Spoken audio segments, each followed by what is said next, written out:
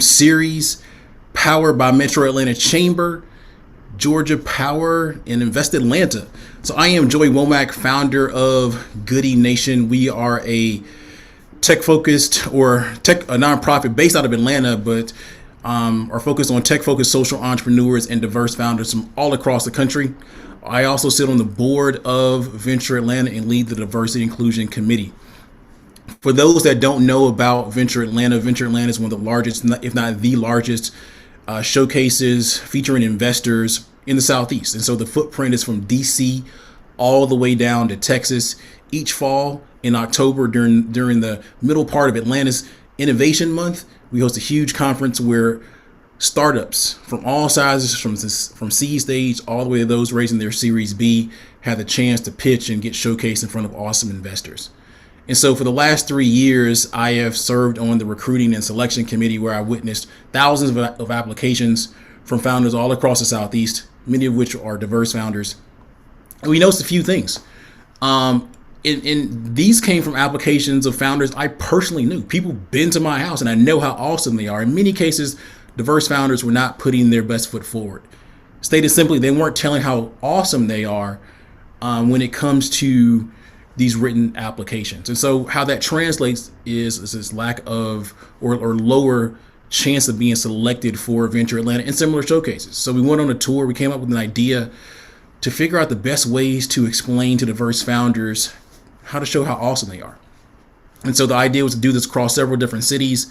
And today this is the 8th of 9 cities in our tour, or areas in our tour. And really looking forward to kicking this thing off with some dope people from the awesome state of North Carolina. But before we go on a little bit more, I want to kick it to my colleague Hadil for any announcements. Absolutely. Hi, good afternoon, everyone. Super pumped for this conversation. This is super interactive. Please let us know in the chat box where you're dialing in from, your company. And if you have any questions or comments, feel free to raise your hand and we will unmute you. Just a quick shout out to all of our awesome local partners. So we have Inclu, Paycard, Place, American Underground, Black Girl Ventures, Black Dollar, Bull City Ventures, and of course, Momentum. So thank you all for joining us today, and I'll pass it back to you, Joey. Awesome. So here's how today is going to go. First, we're going to kick it to our panelists for some quick introductions, and then we're going to have a discussion on the general North Carolina ecosystem for tech startups. We're going to zoom in after that to talk about how it relates to diverse founders, and then talk about tactics in which diverse founders can tell their story about how awesome they are in a pitch format, in a verbal way, but also in a written format as well, for accelerators and for pitch competitions. So now I'm going to kick it over to my colleague Jason for a quick intro. Hey everybody. Thanks for having me. I'm Jason Kaplane. I'm a general partner and co-founder of Bull City Venture Partners. We're a venture capital firm based downtown Durham. My partner and I have been working together through 4 funds, investing in software and internet-related companies, mostly located from Philly down through Atlanta.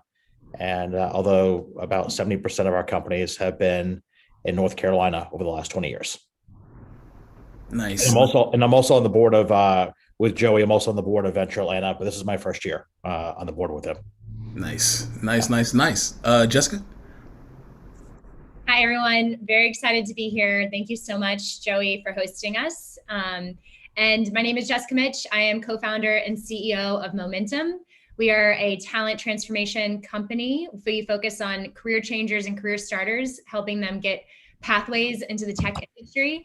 And we also work with organizations on getting more talent and upskilling and retraining the existing team members that they have on their teams. So we're all about creating pathways into technology, and we serve a lot of the startup community in the Raleigh-Durham region.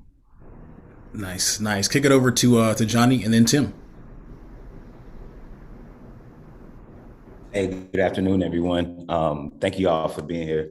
First off, my name is Johnny Hackett, CEO, founder of the Black Dollar Corp. And what we do is a little multifaceted, 2 sides of the business. We have a retail side, or Black-owned business directory side, which is hashtag Black Dollar and C. Over 1,100 Black-owned businesses in that directory now across the state of North Carolina. And then we have the retail side with storefronts, which is Black Friday Market, where we allow other business owners to sell their products commission-free in the store. So again, just looking forward to sharing the panel with everybody here today and having some enlightening conversation. So. Nice. Tim? Hey, y'all. My name is Tim Scales. I'm Director of Growth at the American Underground. We're a startup hub and community of entrepreneurs in downtown Durham, North Carolina, founded in 2010, with a mission to build the most diverse startup ecosystem in the country. We currently have a couple hundred startups and entrepreneurs in our membership, roughly 1,000 individual locally based team members, and thousands of folks in our alumni community who have worked and stayed at the American Underground over our 10 years. We also, we're a Google for Startups tech hub. So we have a partnership with Google. And with them, we run the annual Black Founders Exchange, which is a week-long residency for Black founders in downtown Durham with an intensive curriculum of speakers and workshops and a final pitch competition with a focus on early stage ventures with an MVP in the market, some initial customers or beta users. And a quick plug on that, the 2021 program is coming up in October, but applications are open now through July 19th. More info at blackfounders.co or americanunderground.com. Thanks, y'all.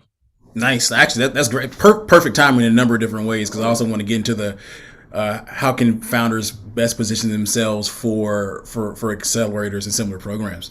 So I want to start it off with Jason, then we'll kick it back over to Tim. I want to go a little bit in to understand and let the people out there tuning in via YouTube, LinkedIn, Facebook, or whatever, give a sense of what the North Carolina startup ecosystem is like. Yeah, so I think so I've been doing this, like I mentioned, for 20 years now. And when I started, what's happening today is much different than what it was like 20 years ago. So it's really evolved. I think like North Carolina has finally arrived in many ways. One measure of success is the number of $10 billion tech companies in a market. And I always look for like markets that have at least three. And North Carolina finally got there, right? So we've got Epic Games, SAS, Red Hat. And that has been a huge catalyst for our region. Will continue to be a big catalyst. And on top of that, we've got larger companies like Google and Apple moving to the area. The startup ecosystem itself is really robust. We had a record amount of venture capital come into the region last year. And I see that pace even continuing, going forward. So I think it's an exciting time to be, for us to be part of the ecosystem and play our small role. And I think, we're seeing more companies not only pop up of people that live here, but also there's a huge influx of talent as well. Maybe Jess can touch on that, but like huge influx of talent into the market as well as people leave some of the other cities like, San Francisco or New York, and during the pandemic and have moved to North Carolina. So that's given our area a boost as well. Nice. Tim, what are you seeing from your end? Well, I think so. I can speak a little bit to Durham and a little bit to North Carolina because we're a big state. We got a lot of different areas of entrepreneurship in the state. I think in Durham, there's two pieces. I mean, Durham when you talk about Durham and you talk about the triangle, you got to start with the history and the legacy of entrepreneurship and specifically Black entrepreneurship in this region. A few blocks from where I am now was one of the original Black Wall Streets in the country, late 1800s, more Black millionaires per capita in the US were here than anywhere else in the US, anchored by the NC Mutual Insurance and Mechanics to Farmers Banks, institutions that are still around and still serving Durham. And the history still shapes the culture today in many ways, I think. I've heard, we have a founder who's a member of the American Underground, Bernard Worthy, with a company called Lonewell, who I've heard speak about the power of being a Black entrepreneur in Durham, near Black Wall Street, building a financial sector company in the context of Durham's history and how that also guides his startup's mission of financial inclusion and opportunity. and how the legacy of our history carries forward in many ways, good and bad, and the work that we're all doing today. And coming up to the present, I think, Jason touched on a couple of things. I think there's a confluence of several factors at play here. One is the Triangle and North Carolina at large being on the map for some of these larger tech companies, Google and Apple and others opening offices here or growing their presence here, bringing in the talent, bringing in the money, and how that's going to impact the startup ecosystem as well. We also, across the state, we have an outstanding, I'm going to brag about North Carolina a little bit, we have an outstanding ecosystem of entrepreneurial support organizations, supporting entrepreneurs across the state, specifically in many ways Black entrepreneurs. And a couple of examples there are the NC Idea Foundation has been around for 10 years now, making grants, $10,000 and $50,000 grants to founders, and also larger ecosystem grants to potential partners across the state. Last year, they started the Black Entrepreneurship Council and have allocated $1 million to be distributed by that group across the state. So organizations like them, like the American Underground and Raleigh Founded and others, providing regional networks. Genesis Block in Wilmington is another example of a startup company, but creating a network, creating a community there to support founders and provide access to resources and a broader network.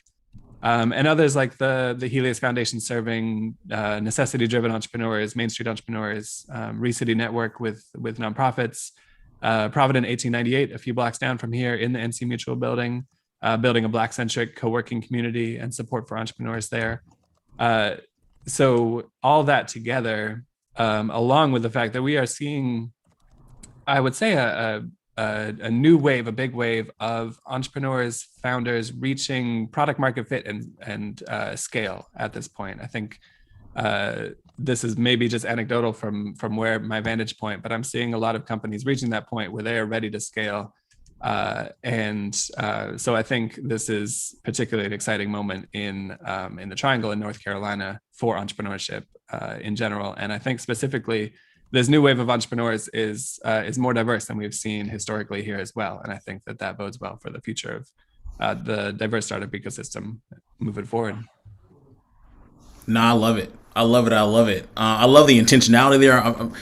You don't see it, but I'm kind of, taking notes. Council, stuff like that. So if you see some Black Entrepreneurship Council, Georgia or Atlanta pop up, don't be surprised.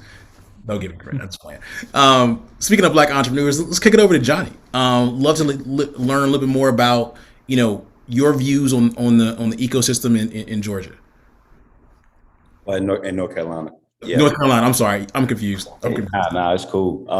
Well, I know it's vast. I mean, you talk about African-American entrepreneurs, us, when we started doing this work, in 2019, we come across so many different business owners who have amazing products, amazing talents. And Joey, like you talked about before, sometimes, they're not telling the story as well, as to really convey what they're doing, the impact, both product wise and what they're doing on their community. So being able to see a lot of these folks and then connecting them to other resources has been awesome because it is vast. I mean, they're entrepreneurs who are doing some amazing things, from food and beverage to retail to service, type things, general services. And there's a lot of business to business groups and transactions out there too that, make a lot of sense for these business owners. So it's exciting for me and it's exciting to see people grow.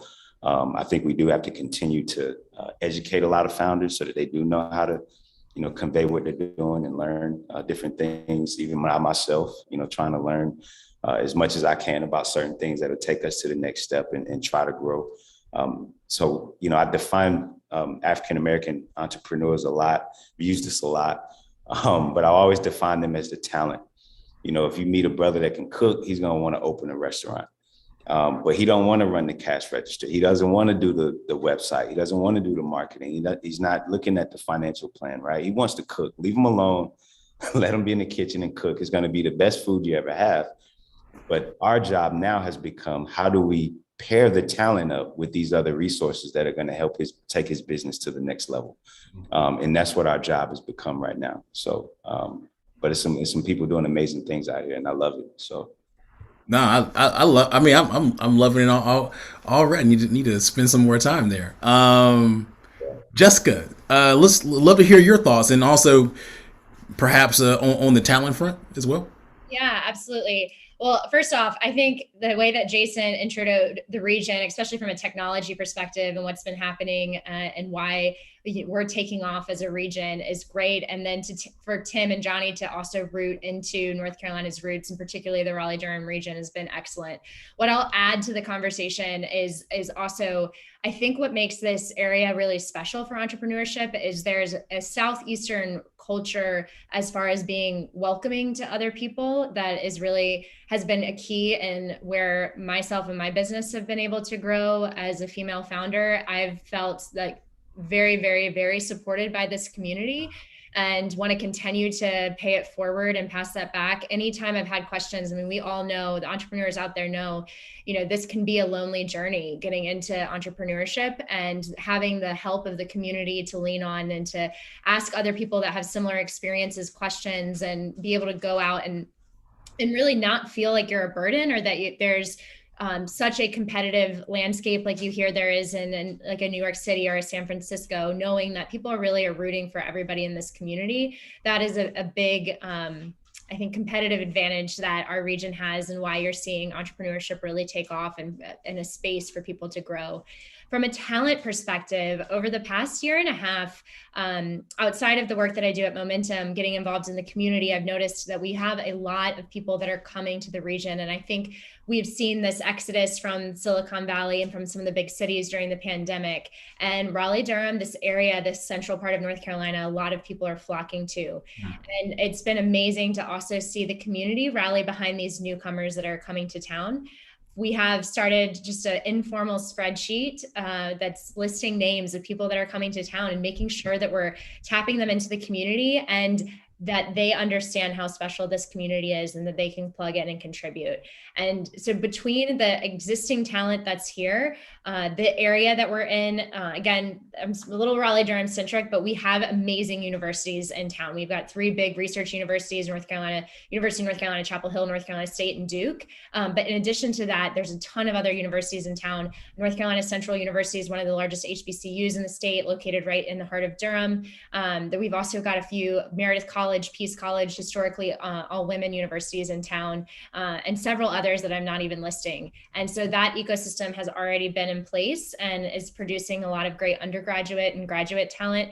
And in addition to that, there's been a lot of efforts in town to grow and give people opportunities to get reskilled and retrained.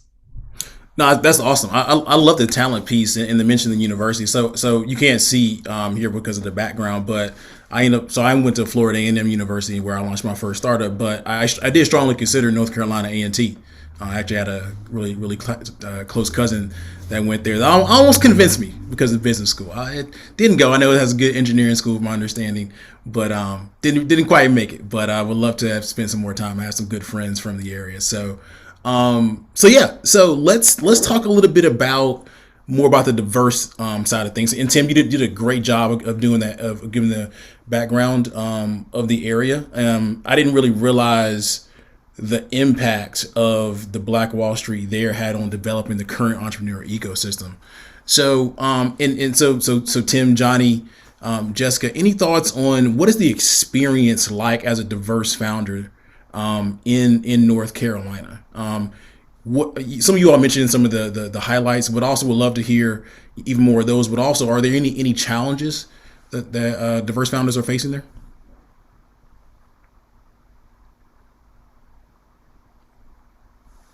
I think that, and Tim, you may have some feedback as well. I don't think that our challenges maybe are any different in North Carolina than what they might be in other parts of the U.S. I think one of the biggest things I talk about again is just consistency. in terms of our support or our outreach to African-American entrepreneurs. 2 women-owned businesses, woman entrepreneur, female-led businesses. We have a tendency to respond to, things that are going on socially. And we have a tendency to respond to those things in a way to show that we're, outreaching towards women or towards African-Americans and different things like that. But, we want to make sure that those things are consistent and that they're actually ingrained into how we do things and not just a spur of the moment type thing. So, accesses to capital and different things like that, those things are always there. Right now, I think it's just really trying to find folks who are really, going to support them and try to uplift them, So that'd be my 2 cents on that. But Nice. Cool. Tim, any thoughts? Yeah, I think what I could speak to is potentially some of the opportunities in this area, some of the strengths of this community that I see from the entrepreneurial support organization side. I see some organizations making, even if it's just in the last couple of years, some concrete and public commitments to supporting a more diverse network of entrepreneurs. And I think the timeline is still short on some of those to see what the follow through looks like. But I think that the steps made so far have been really positive. I think the step that NC IDEA made with forming the Black Entrepreneurship Council was a major shift in strategy for that organization in a really positive way. And I think others are seeing that example, seeing their leadership and making their own choices to also invest more in founders of color and female founders. Whether that leads directly to opportunities for Black entrepreneurs at this point, I wouldn't be able to speak to, but I think that there's promise there. I think a more general strength of our area that I think could benefit is this area it's a small town in some ways. I mean, we are a tight community. The fact that many of us knew each other on this call already speaks to that. And Jessica alluded to our Southern hospitality at some point too, that we are a community that looks out for each other. So for people that are from here, for people that are new to here, it's not hard to get into the community and get talking to people, and it's not hard to get introductions, and it's not hard to grow your network if you come in and raise your hand and say, I'm looking for this, or I'm looking for help, or I want to work with you, and you come in with some generosity too, and some give. And I think that I experienced that as a founder previously. That is a core part of our ethos here at the American Underground, is to support that network. And I think that is in a general sense, is a benefit to entrepreneurs who are seeking to grow in this region. And I'm hoping is also a benefit, particularly for founders of color who are scaling their companies within this area. Nice. And I can speak specifically to being a female founder. There still aren't many of us out there, but this community has done a really good job. There's several organizations and informal groups that I've been a part of that are other women that have gotten together to talk about what are unique challenges that are faced by women in entrepreneurship, or being a real, especially raising money, being one face in a room of men. And that's been a real helpful support. I definitely have also seen an uptick during the pandemic with women making decisions to get into other fields and making career changes. Momentum specifically works with the career changers. And I've seen so many people make that transition into technology in order to get on the path towards entrepreneurship. And that is really exciting. I'm very optimistic about what the future looks like. And we've seen so many talented people look at the landscape over the past year and a half and say, hey, now is my time. I can invest in myself and making a change. And I want to make meaningful, impactful change in the tech ecosystem specifically. And so we actually just kicked off a class this week, which was our first. Momentum is an all-female staff. And our first course started on Tuesday right after the holiday. And it's the first class that we've had that is a majority female class of students. Nice. despite the fact we've been mostly women, and we're still batting way above the computer science average of women in pursuing computer science. But we've definitely seen an uptick over the past year and a half, and that's been really an interesting result of the pandemic. And I think just a lot of people saying, with a lot of change happening externally, this is the time to make a change for myself. And we've got some really incredible stories, especially of a lot of single moms that have decided to get into this field, to see the flexibility, to see the impact that you can have at the same time. And that's been really rewarding. Nice. I love it. And kudos to you for that. We have a question from someone in the audience, Brandon. If you want to unmute yourself and ask the questions, and while you're doing that, again, if you have any questions, if you're here in the call, but also if you're watching across the web, please drop them in chat in the appropriate or make a comment in the appropriate areas, and then we'll do our best to get to them. Brandon, did you have the question? Yeah, Joey, thank you. First of all, panel, this is great. Thank you so much. Jason, great seeing you again after the Grow event a couple of weeks ago. Johnny, I was in Black Friday with Will last week. Love the storefront.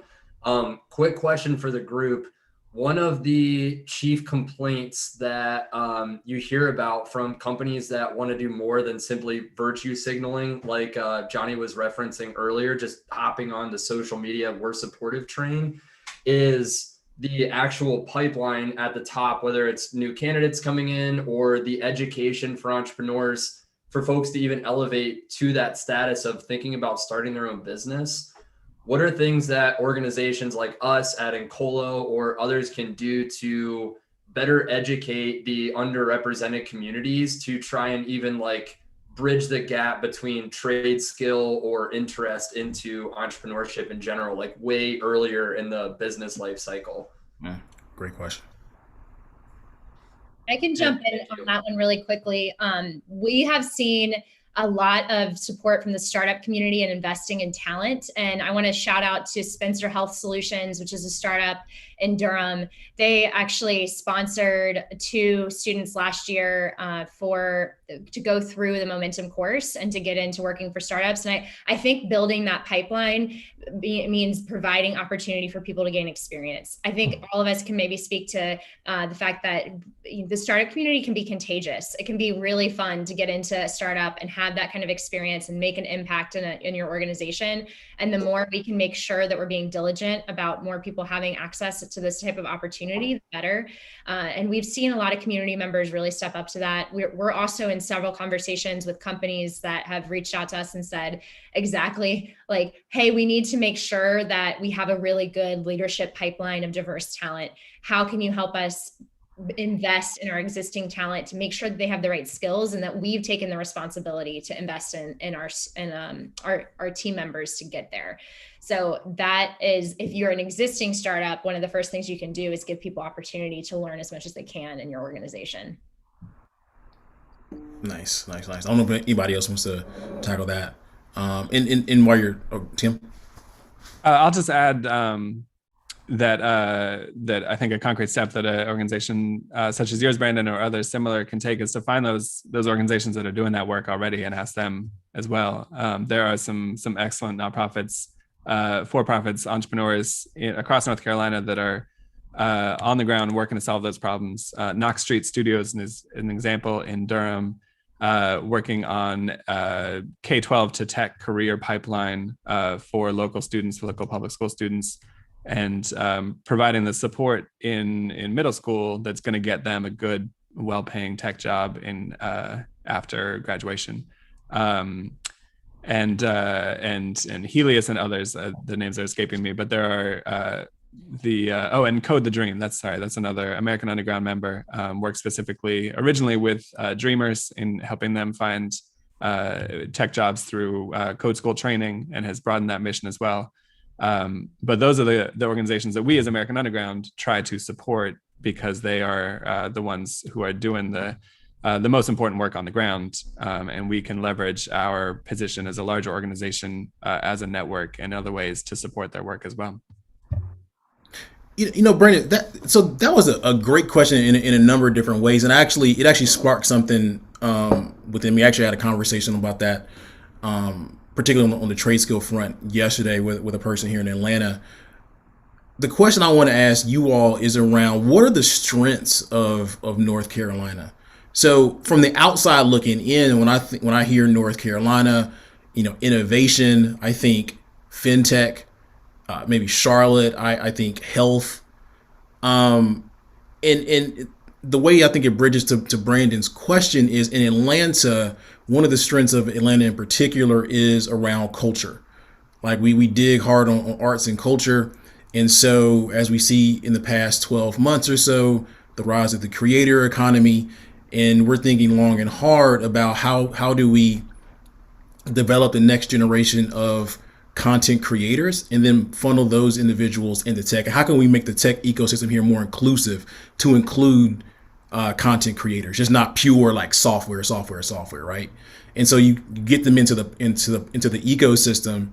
They create something around content, and then eventually a percentage of those individuals do start pure tech startup companies. Bottom line is the ecosystem is better. So super long-winded way of asking again, I think fintech, I think health. Are there any other areas maybe that aren't traditionally talked about outside of North Carolina that North Carolina is known for? I think life sciences, by the way, and we don't do any life science investing ourselves, but that's, it's one of the top, 3 or 4 spots in the country for life sciences. And so if you look at companies that have gone public here, that's been helpful. And because of that, we've had some portfolio companies that have done like health IT. So it's kind of a blend between two. We see a lot of marketing software, just like we have, down your way, Joey, and in the Atlanta market.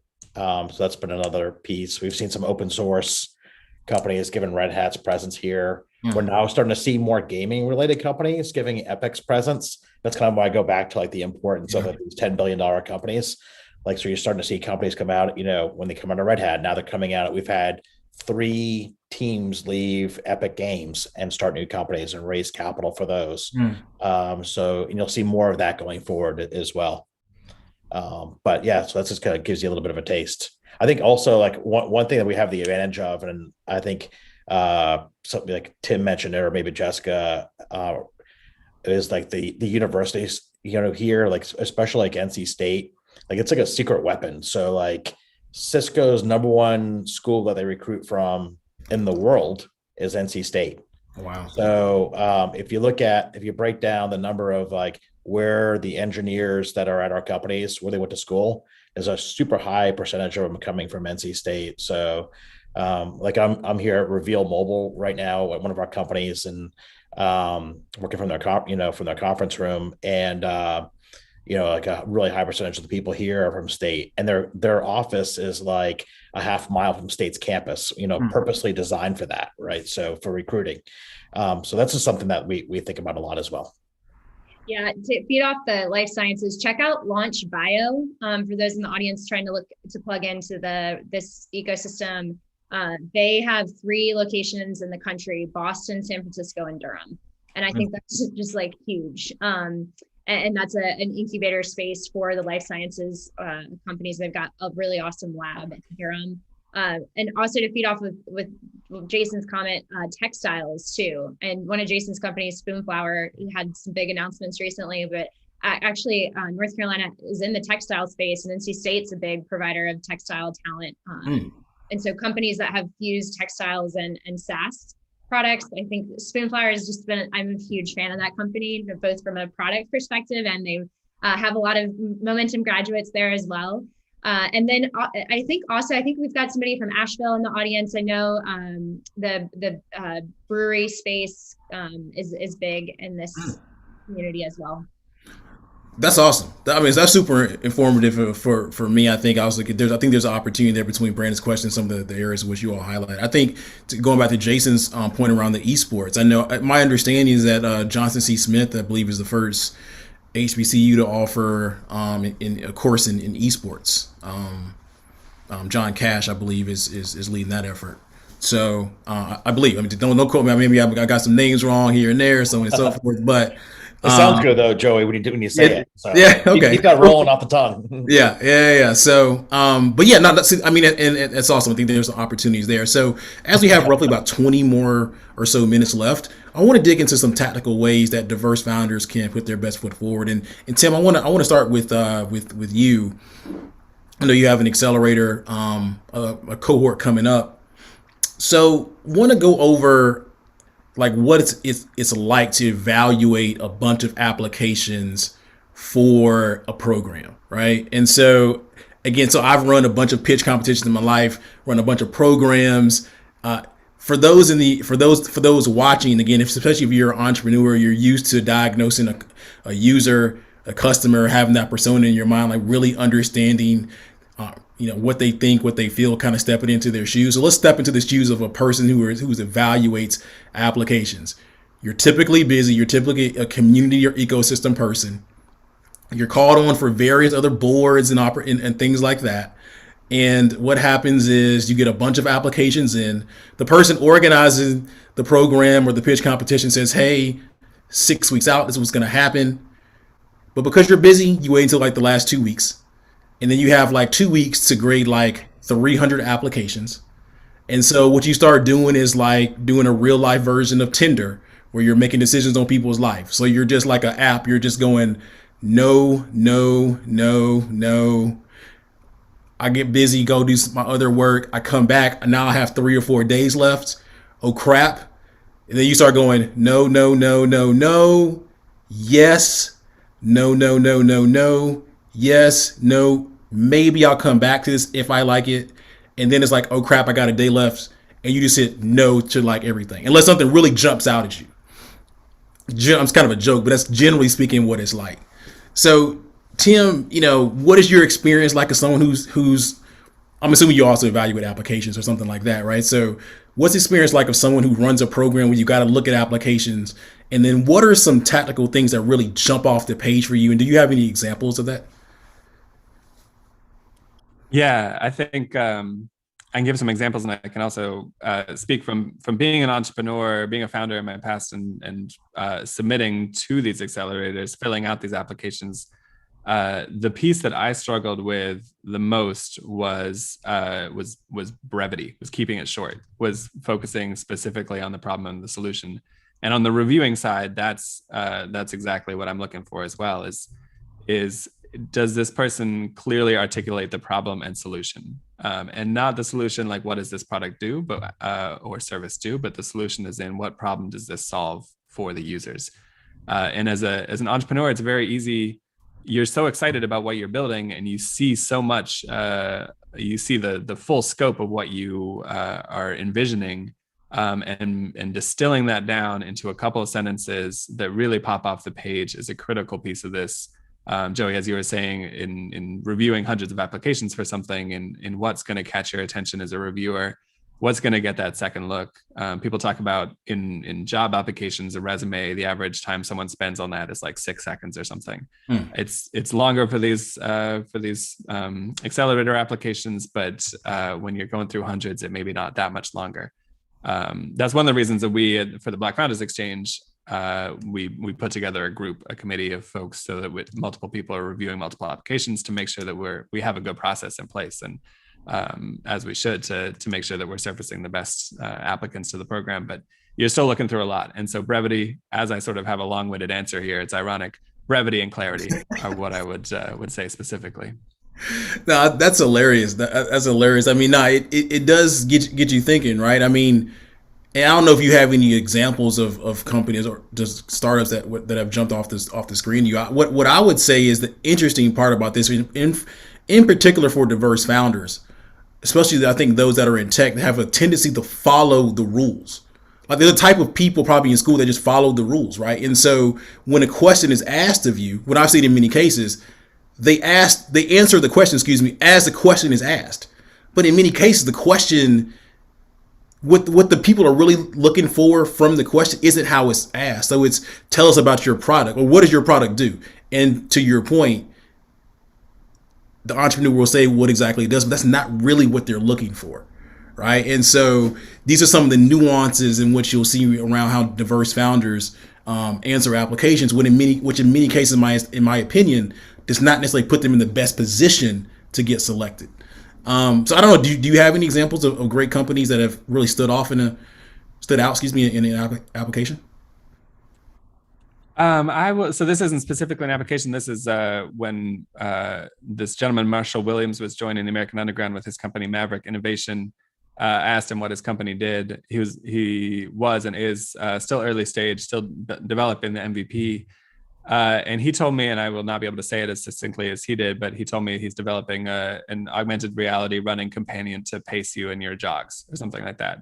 And it was, there's a lot more that he does and a lot more in his business that he's building, and he's building a brand alongside it. But he was able to articulate exactly what that product is in a way that I immediately was like, all right, yeah, I understand what that looks like and what that would do for me. And I think that was an example of a very clear description of the solution to the sort of unstated problem of needing encouragement to go running. Nice. I don't know, Jason, Jessica, Johnny, if you all have any thoughts on this, of maybe some written things you've seen for entrepreneurs that really kind of stick out to you. I don't know about any specifics. And I know that's what you're looking for, but I will say, like, in a pitch, in a pitch competition or putting together your summary to submit to like Venture Atlanta, for example, had to work in Venture Atlanta, Joey, Of course.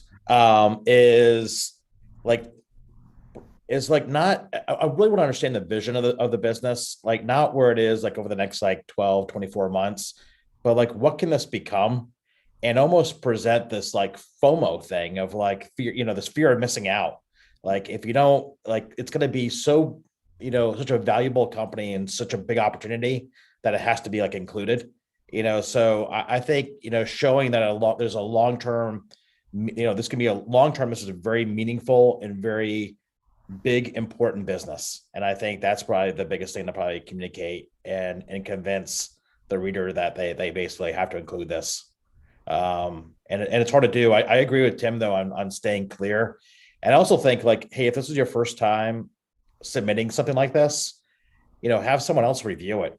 Have another entrepreneur look it over, have a friendly investor, give it a quick glance, and edit it for you. So, I mean, we even still do that today with some of our presentations for Bull City. Like when we're fundraising, I'll have other people like review our deck for us. I think Jessica did actually for one time for me, but like having the people, that to like go through and edit things, I think is really smart. So don't be afraid to ask for help.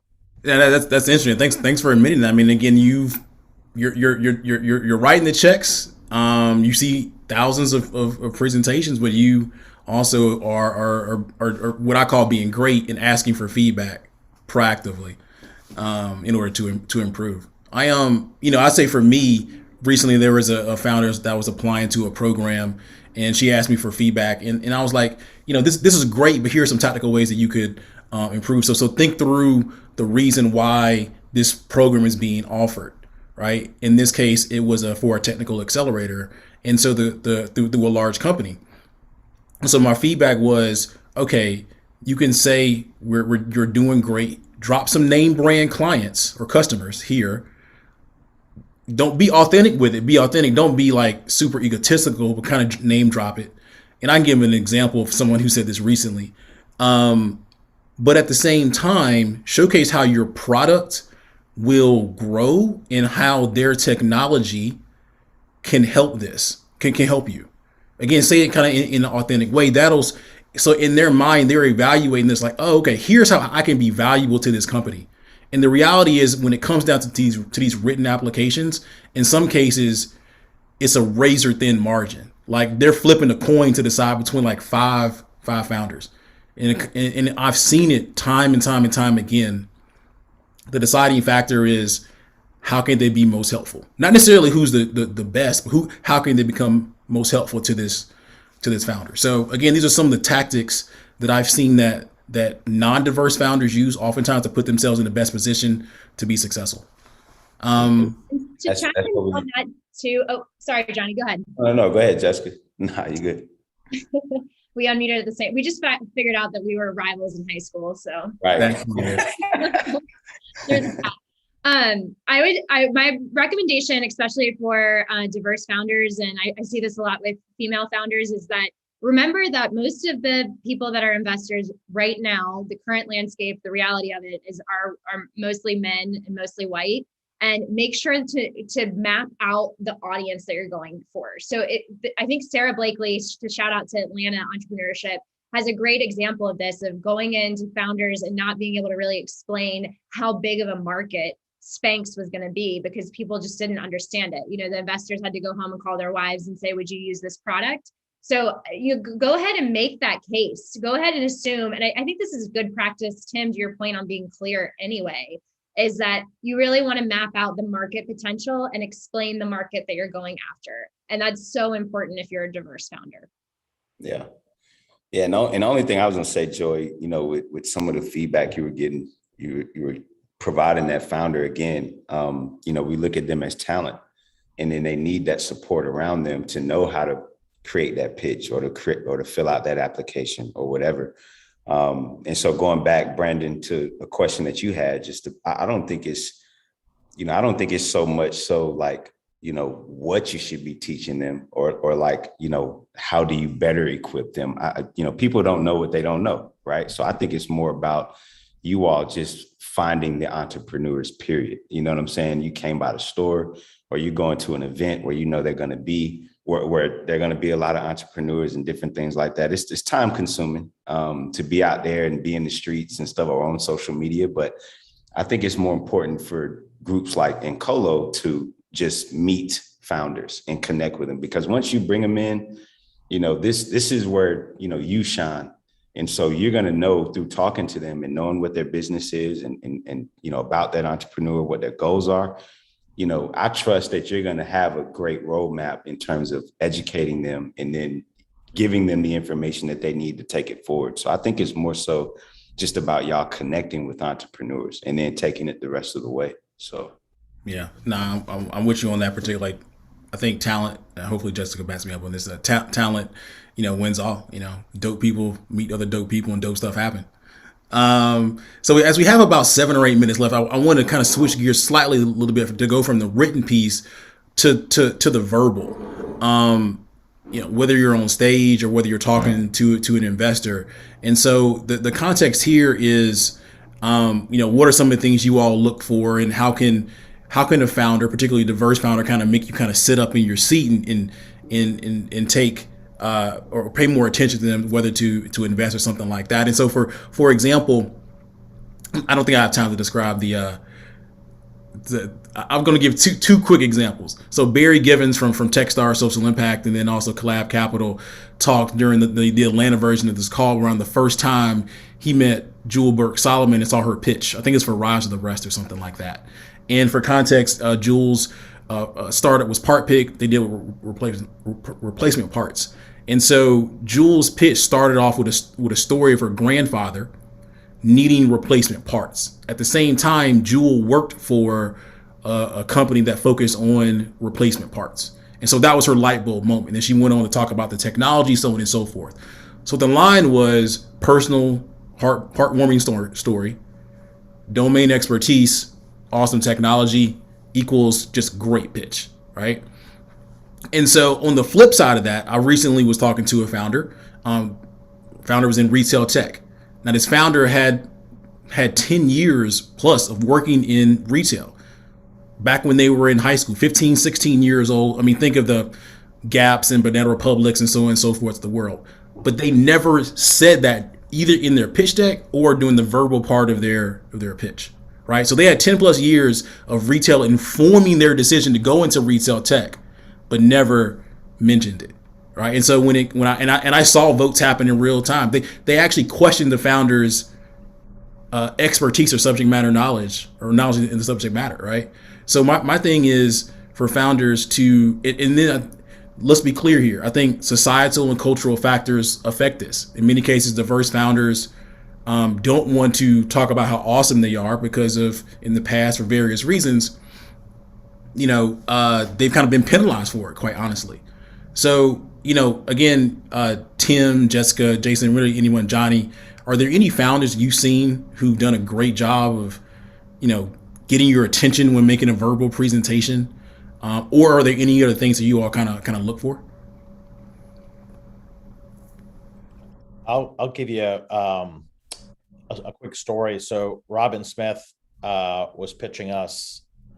So it wasn't at a conference, but was pitching us investing in Artist Labs.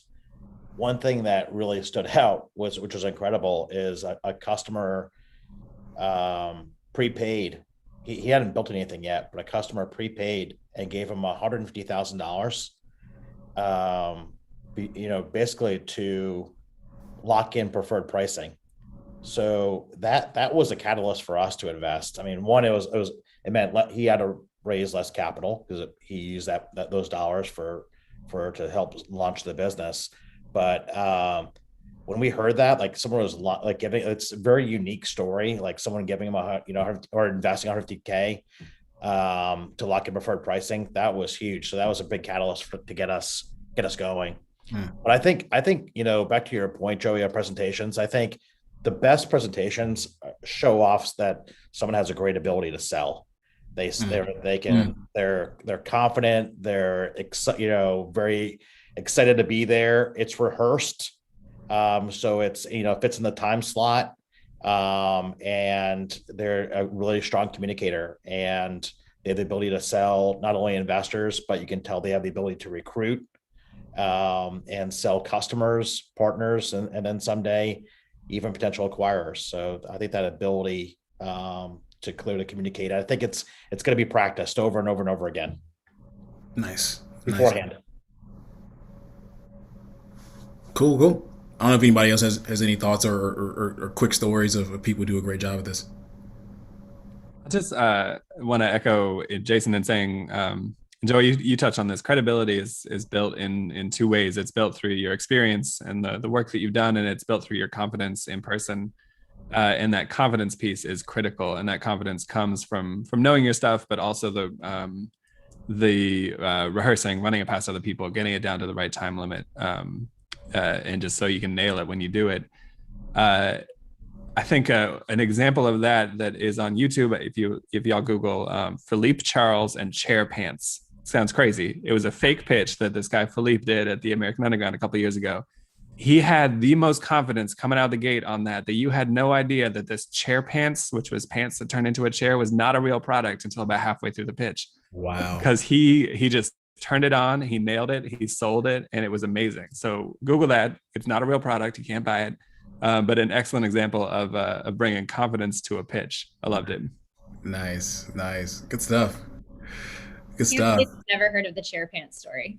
That's amazing. I got to look at that.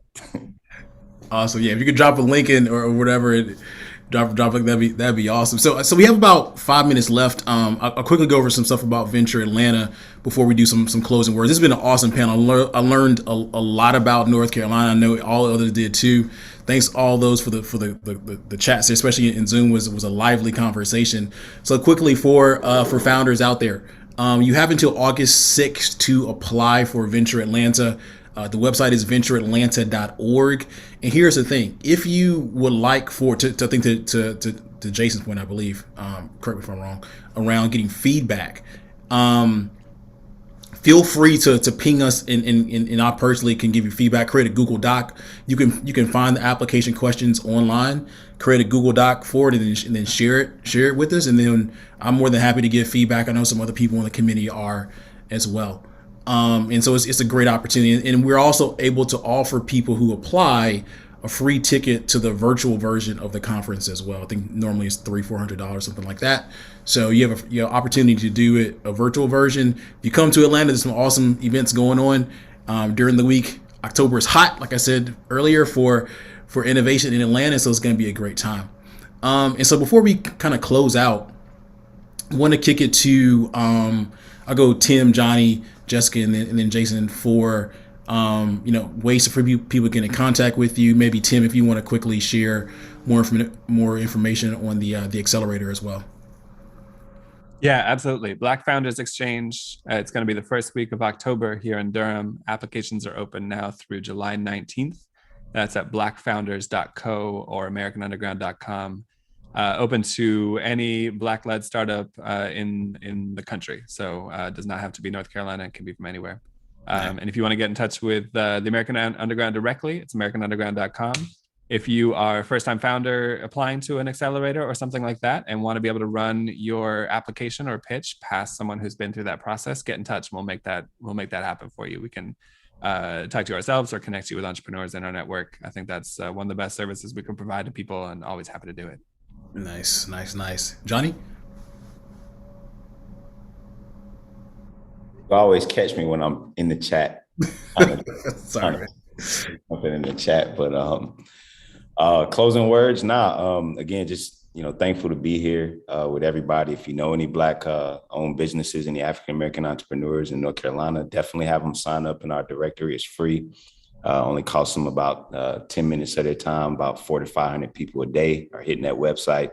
Probably some of the best messages that we get, which is, hey, I'm getting business off of on the directory. So definitely send them there. That's the free spot. And then, as they graduate in retail or for the next level of business owners, people that are looking for products, looking for a home for their products, send them to Black Friday market. So people haven't, the directory came first, and then the store we opened in December. So I think people just kind of assume that the store is only for African-American entrepreneurs, but our primary goal with the storefront is to support any entrepreneur that does not have physical retail space. Again, no matter what your color or background is, you're just starting a business for the first time. It's hard to get a real estate or a loan for a building, So any entrepreneur that has products, looking to move them, again, we don't charge commission. It's a pretty simple process.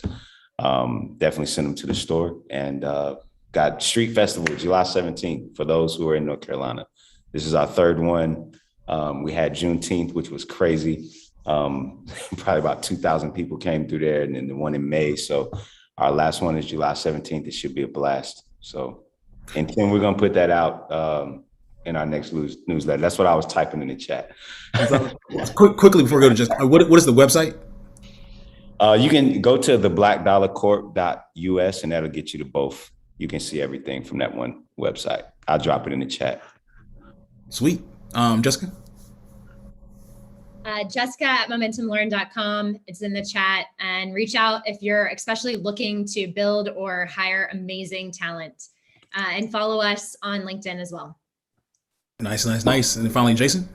My email is jason at bcvp.com, or come see us. So we're in the building that Tim runs. So we're in the American Underground space on Main Street. Awesome. This has been a great conversation. Looking forward to spending more time in North Carolina. Looking forward to seeing North Carolina entrepreneurs apply for Venture Atlanta, and more importantly, looking forward to welcoming North Carolina partners and ecosystem builders down to Venture Atlanta, and then building connections between not only Atlanta and North Carolina, but North Carolina and Florida and Texas and so on and so forth. So this has been awesome. Thanks everyone for tuning in, and we'll see you all later. Keep safe and peace out. Thanks, Jerry. Thanks. Thank you.